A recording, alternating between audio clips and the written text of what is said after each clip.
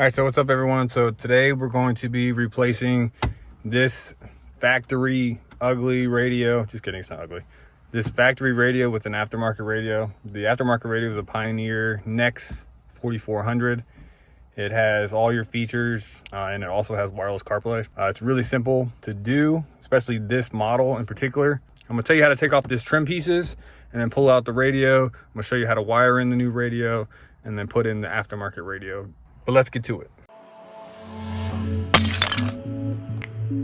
All right, so the first thing I'm gonna do is, this comes out in 3 pieces. This is a piece, this is a piece, and then this radio comes out and this air duct just stays here. So essentially it's 4 pieces. What you wanna do is get yourself a trim removal tool or a flathead screwdriver with some sort of microfiber cloth so they don't scratch up your interior. As you can see, somebody just used a screwdriver. There's a nick there. There's a nick up there. There's a nick right there. And there's a nick right there. I'm gonna show you how to do this without getting the nicks in it. Let's get started. All right, so what I have is a flathead screwdriver. It's pretty faded and worn. I've had this for years. And I have a microfiber cloth. What you're gonna do, you're gonna wrap the screwdriver tip with the microfiber. You're gonna slide it right up under here. And you're basically gonna pry up against itself. Just like that. And then you're gonna grab it with both hands and then like wiggle it left to right, and it pops out just like this. You're going to just disconnect this wiring harness. You don't have to disconnect it, but I do to get it out of the way. Do exactly the same thing to the other side. All right, so now that you got those 2 trim pieces off, you're going to need a ratchet with an extension and a 10mm. You'll need these because there's a bolt right there. There's a bolt way back there. And then there's this, actually it's missing one. There should be a bolt right there and then right there. So just take out those 4 bolts, or in my case, those 3 bolts, and then this radio will slide out. All right, so now that you got those 4 bolts taken out, 1, 2, 3, 4, what you're gonna do is grab the radio with both hands. So pry with your thumbs on the vent and then pull straight out, just like that. And then behind it, you'll see all these connectors. All you do is just push that little thing and pull, push that, pull, push that, pull. Just do that with all of them. All right, so now that you got everything unplugged, this is what it looks like in the back. And then here's all the connectors that plugged in. Just set that aside. You won't be reusing anything from this. All right, so now that I got a little workstation, I'm gonna show you from left to right what everything is. Here is the old radio that came out of the 2012 RAV4. This is the new double din that's going in the RAV4. I love this radio. I've had it in every single one of my cars. Here's the microphone, because you will need to buy a new microphone if you buy an aftermarket radio. Some of them have mics internally, but I recommend just getting an external mic. Here's the wiring for power and speakers. Here's some wire strippers. Here's a Phillips head screwdriver. Here's some wire cutters and crimpers. These are called butt connectors. They connect 2 pieces of wire together. This is the trim that goes around the radio. And then this is the new wiring harness. This kit, the Radio Pro 4, it works with a bunch of different radios. As you can see, Toyota, Scion, and Lexus.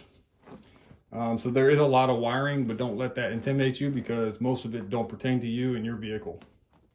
So let's go ahead and unbox everything and then get started.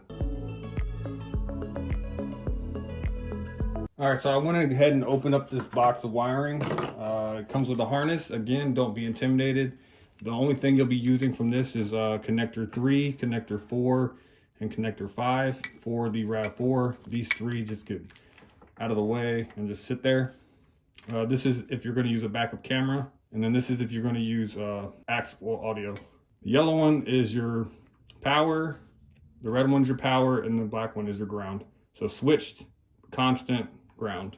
These are just connectors for the box there. This is if you need a specific signal from your OBD2 connector. This is the modular to help you retain your steering wheel controls. This is the wiring that connects to this wiring.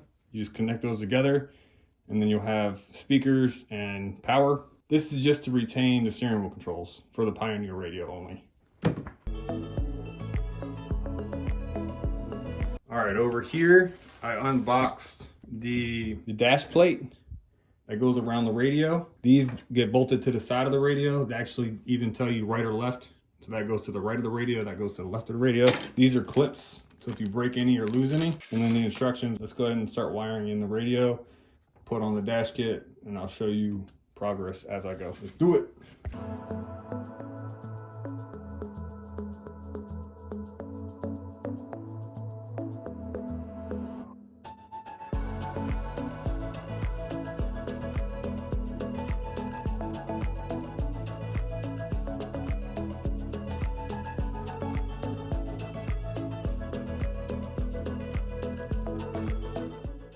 All right, so now that you got your butt connectors all connected up, when you start wiring this, I often get a lot of questions on how do you know how to wire them. They are color coded. They make it easy for you. All right, for example, this white one right here. This is one speaker, so these two wires are one speaker. One's the positive of the speaker and one's the negative of the speaker. The same with purple, the same with gray, and the same with green. The blue is a remote hookup or an amp turn on. The orange is, you know how you turn on your lights at night and then all your lights dim? That's a dimmer or an illumination wire. And yeah, all you gotta do is connect color to color and you're good to go.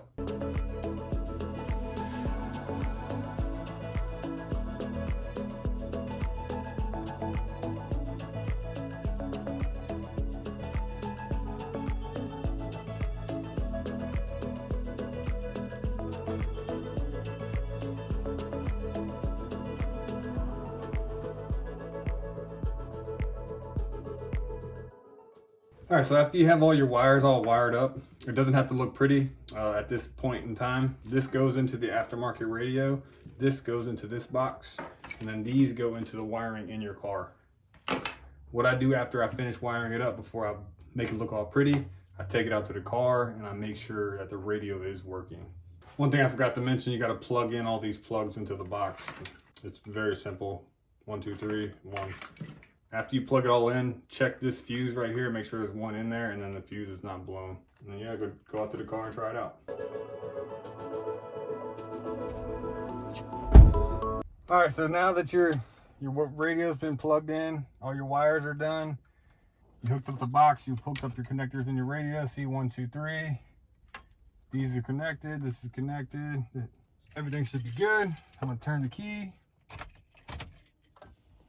Radio should turn on. You hear it booting up. The only bad thing about this radio is it takes forever to boot up. Get the warning screen. You hear the beep, that means the sound's working. I have a memory card in there from the last time I had it in my car. All right, now you can hear that the radio works.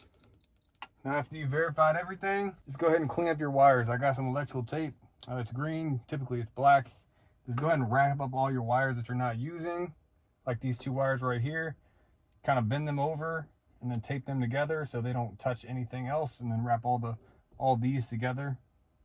And then tuck everything in the dash, put the radio back in, put the bolts back in, and then get your mounting piece, put that on, put your side pieces on, and then you're good to go. Simple and easy as that.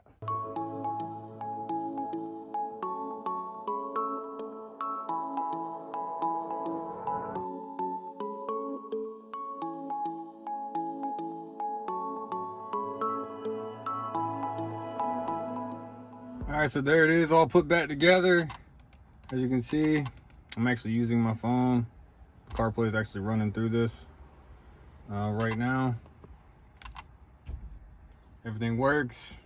The only thing I don't like is these little gaps right here.